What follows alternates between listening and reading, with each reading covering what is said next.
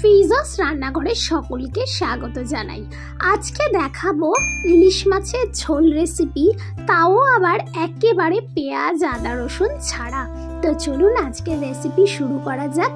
এখানে আমি ইলিশ মাছ নিয়েছি 8 পিস। এখন আমি এখানে দিচ্ছি 1 টিস্পুনের মতো হলুদ গুঁড়ো আর সামান্য পরিমাণে একটু লবণ, আর দিয়ে দিচ্ছি সামান্য একটু সরিষার তেল। এবার সমস্ত মাছগুলোকে ম্যারিনেশন করে নেব।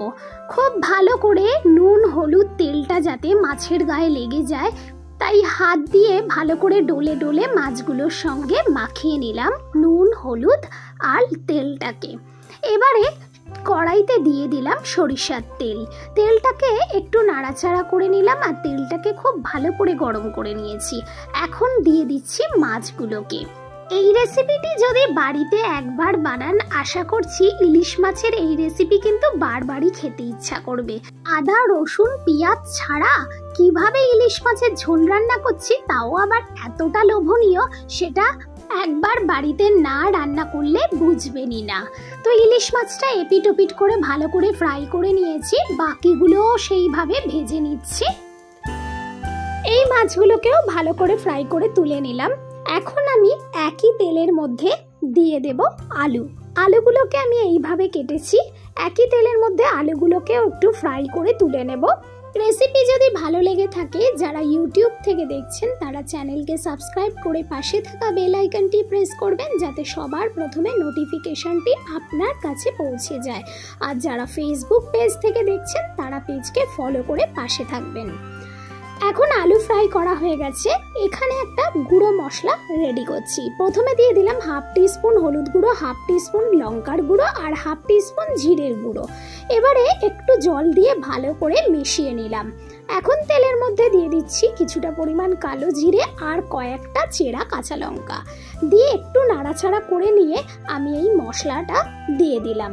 দিয়ে আবারও একটু ভালো করে নাড়াচাড়া করে নেব।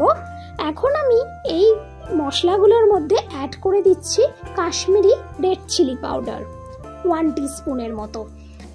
2 মিনিটের মতো মশলাটাকে কষিয়ে নেওয়ার পর এখন আমি এই ভেজে রাখা আলুটা দিয়ে দিচ্ছি মশলার মধ্যে।